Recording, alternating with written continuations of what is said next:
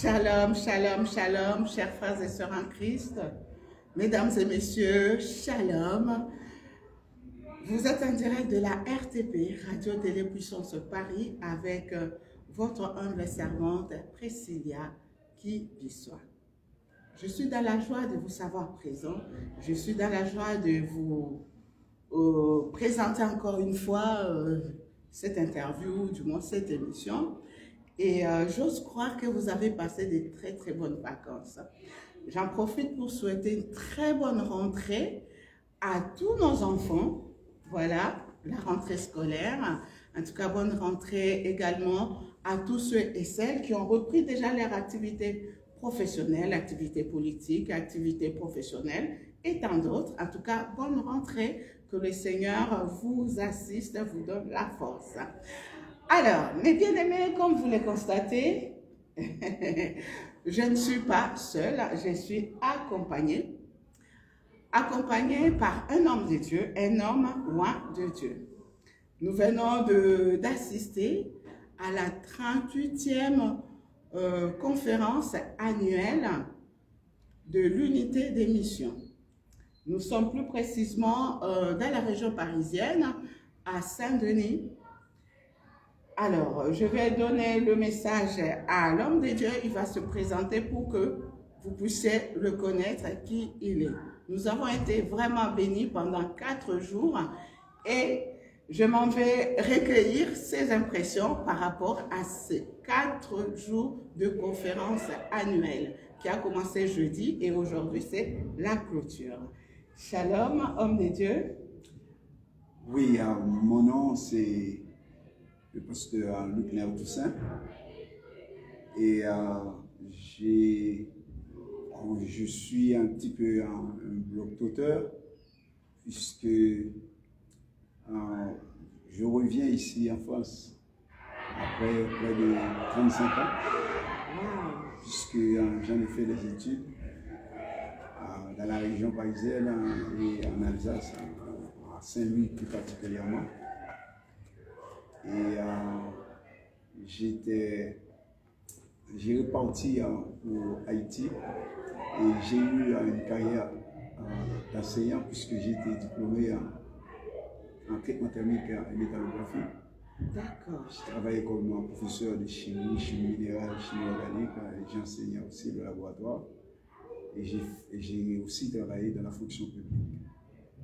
Et j'ai laissé les affaires sociales comme chef de service et j'ai un poste de consultant à la secrétaire d'État à l'alphabétisation pendant, je pourrais dire, 2 ans. Et après quoi, ma femme et moi, nous avions décidé, puisque nos enfants étaient encore jeunes, de laisser Haïti et de s'installer à Philadelphia, où je travaille pour ma famille et je suis en plein aussi dans l'œuvre du Seigneur à l'église évangélique baptiste haïtienne de Philadelphia, une église en vieille de près de 50 ans.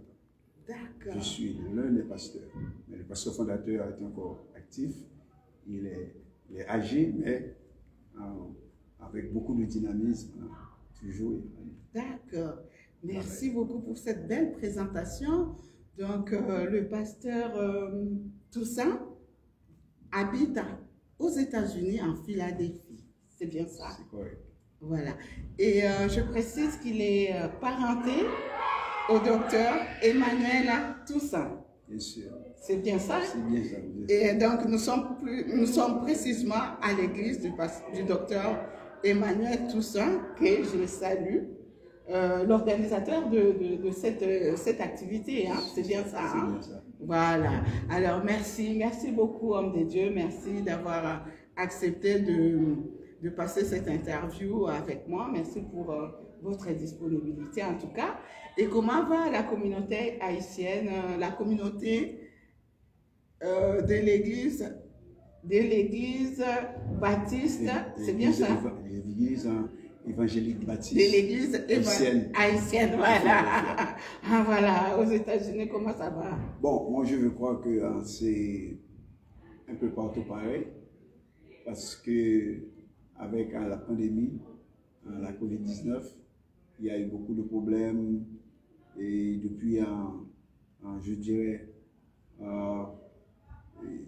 2000, alors ça a commencé vers novembre 2019, mais à partir du mois de mars, on a eu des hauts et des bas, et fermeture, on revient avec les masques, etc. Mais maintenant, on repart tout doucement. Mais les activités, pour nous autres, on travaille chaque dimanche, mais on travaille beaucoup en ligne, et via téléphone, et ça arrive rigoureux.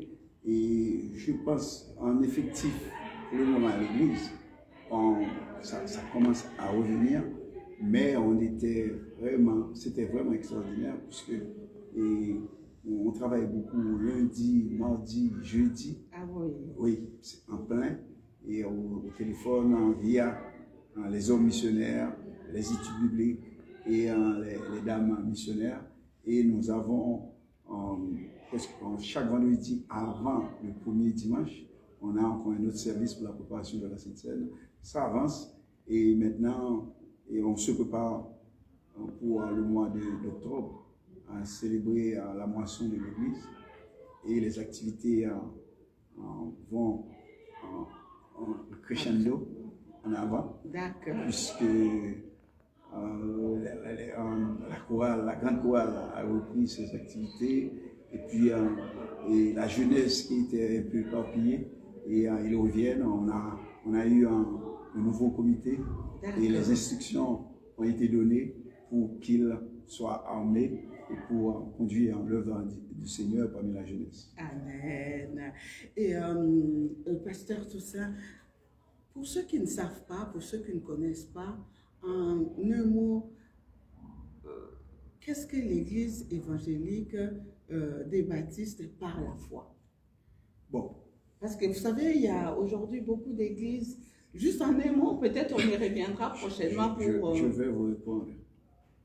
Normalement, et Pasteur Emmanuel Toussaint et moi, alors il faut que je vous dise, et on a été élevés ensemble, c'est mon cousin, et on était ensemble, parce que moi je suis né à Port-au-Prince, lui à Petit-Gop, mais il était venu chez sa tante, ma maman, à Port-au-Prince. C'est là qu'il a fait une partie de ses études en secondaire, et on a été à la même église, et le mot église baptiste par la foi, c'est que nous sommes issus de la mission de l'église haïtienne par la foi.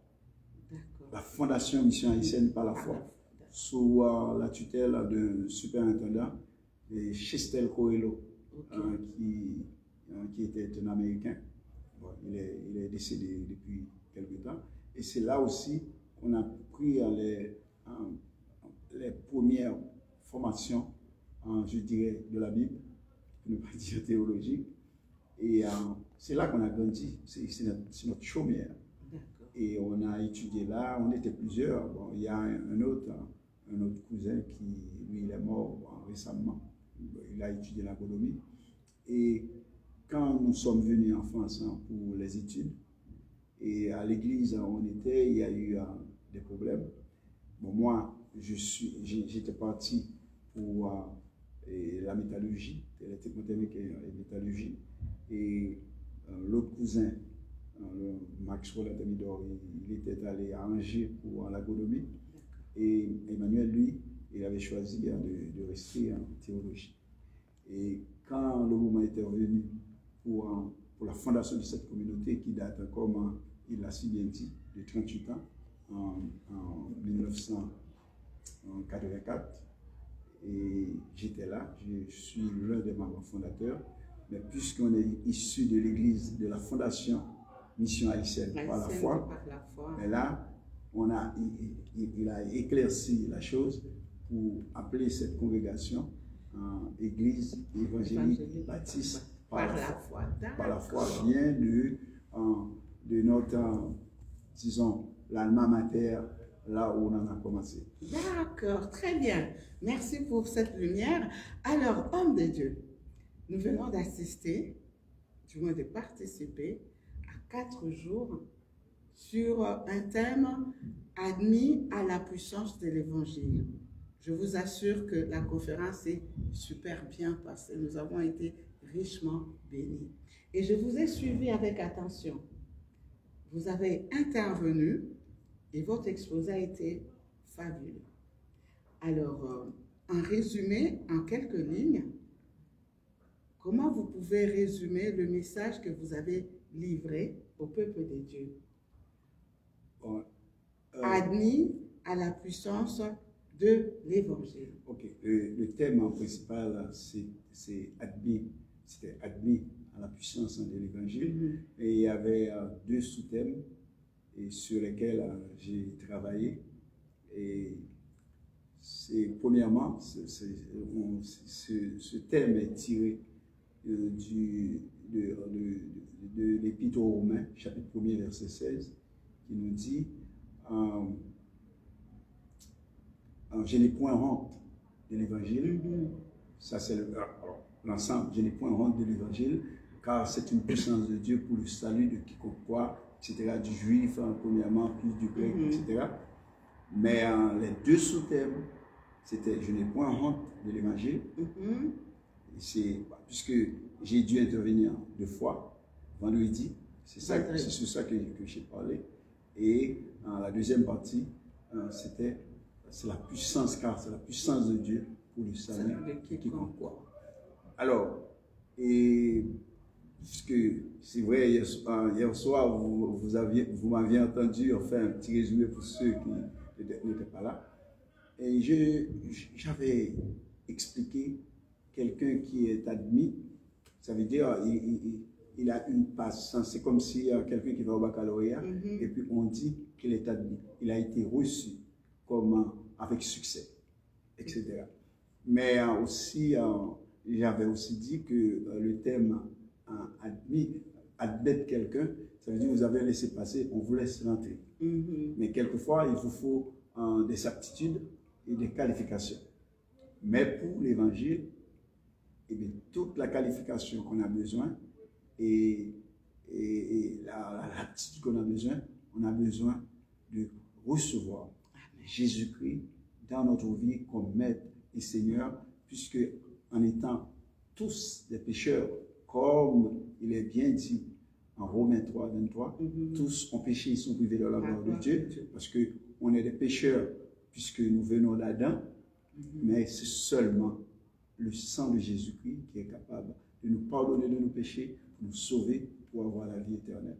Amen. Et c'est ça que j'avais dit, ben, j'avais aussi avancé en ce sens pour dire, il ne suffit pas d'être chrétien et par juste un slogan pour dire je suis chrétien, mais il faut que ce texte en 2 Corinthiens 5, 17 puisse appliquer dans la vie, qu'on puisse voir si quelqu'un est en Christ, il est une nouvelle créature. Amen. Il faut quelqu'un qui regarde, qui nous regarde en étant païen, et quand nous changeons de camp et nous devenons chrétiens, amen, il faut qu'on puisse voir clairement, visiblement le changement dans notre vie. C'était ça que j'avais dit, et j'avais aussi mis l'accent où on doit faire attention à ne pas pratiquer le péché. Être chrétien ne veut pas dire qu'on ne péchera plus. Non.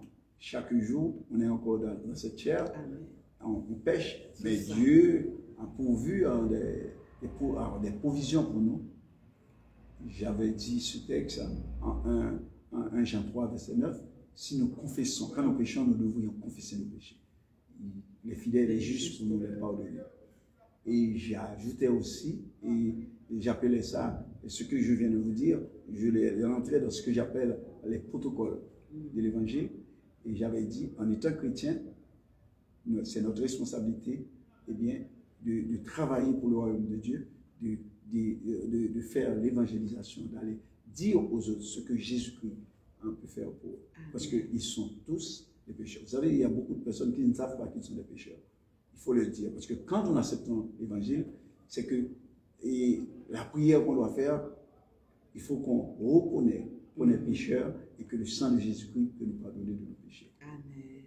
Amen. Ça, c'était pour la première partie. Alors, cette première partie, je l'ai orientée de cette façon parce que j'avais dit, il ne faut pas avoir honte de l'évangile. Parce qu'il y a un texte qui nous dit, quelqu'un qui sert le Seigneur, eh bien, on ne peut pas avoir honte.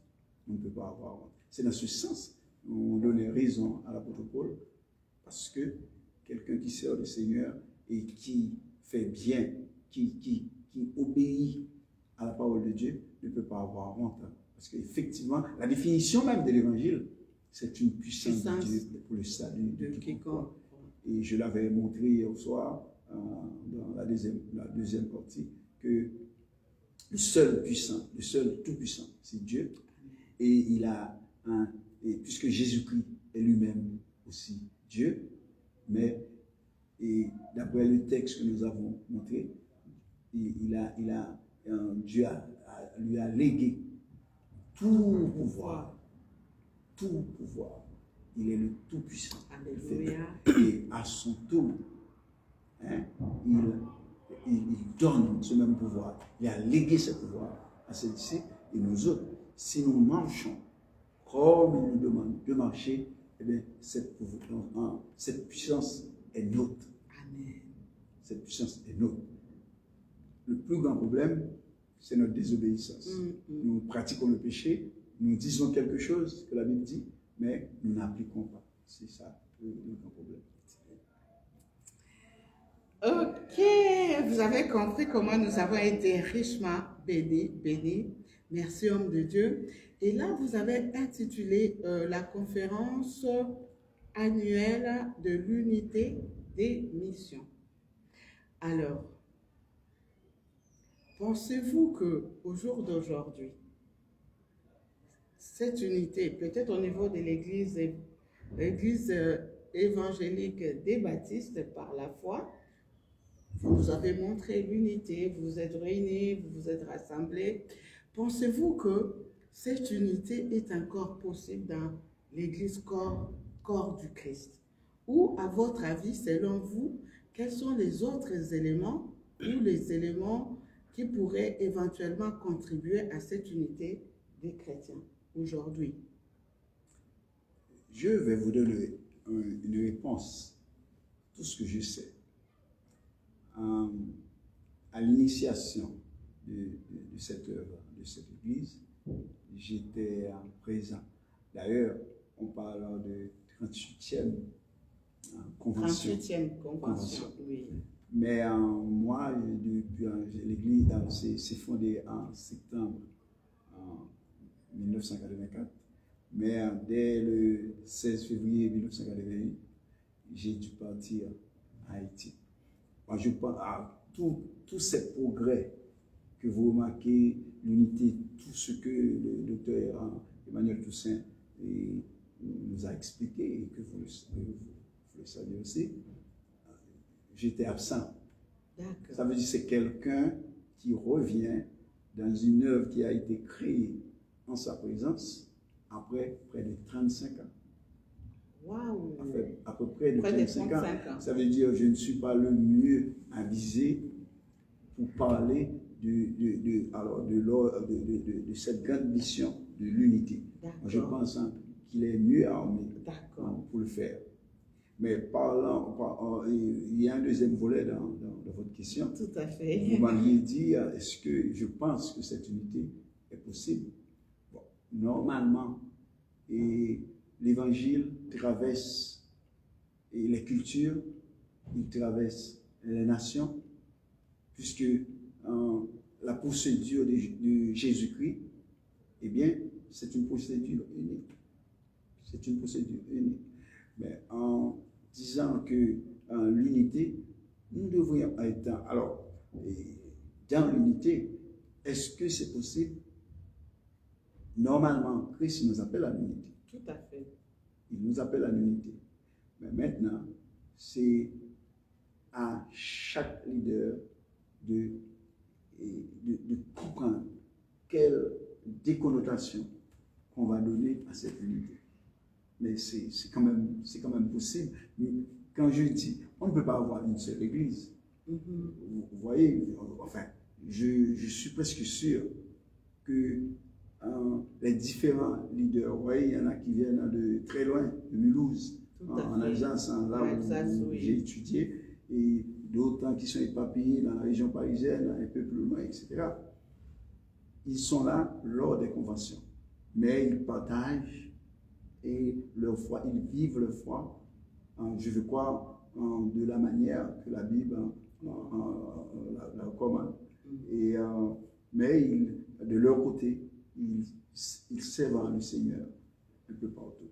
Mais en fait, l'église de Jésus-Christ devait être une église unie, parce que quand le Seigneur reviendra, il ne dira pas que ça c'est une église haïtienne, ça c'est une église congolaise, ça c'est une église française, mais nous tous, nous serons à la même enseigne et on sera mis sur la même balance pour que le choix doit être fait. Pour savoir. D'ailleurs, quand nous acceptons le Seigneur, Jésus-Christ, et nous le servons normalement, il n'y a pas de problème, c'est qu'on est sauvé, on a la vie éternelle. Il n'y a pas de jugement pour nous.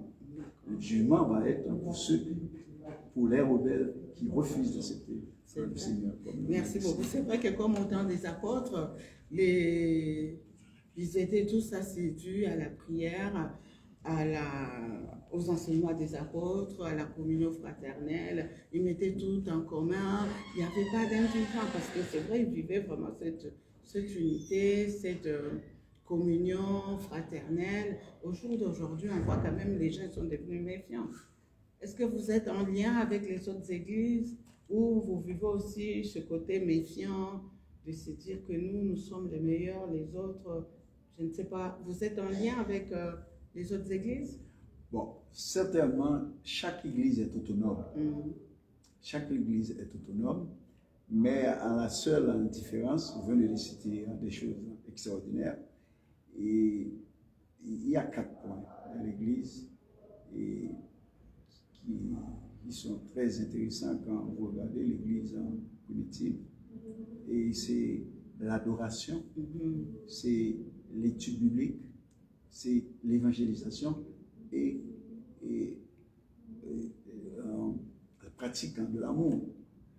Eh bien, les églises n'ont pas besoin, puisque vous ne pouvez pas demander à une église qui est en Asie de faire la même chose qu'une église qui est ici à Paris, en France. Mais dans la communauté que ces personnes vivent, ils ont pour devoir de pratiquer l'amour. Je vais vous donner un exemple. Moi, à l'époque où j'étais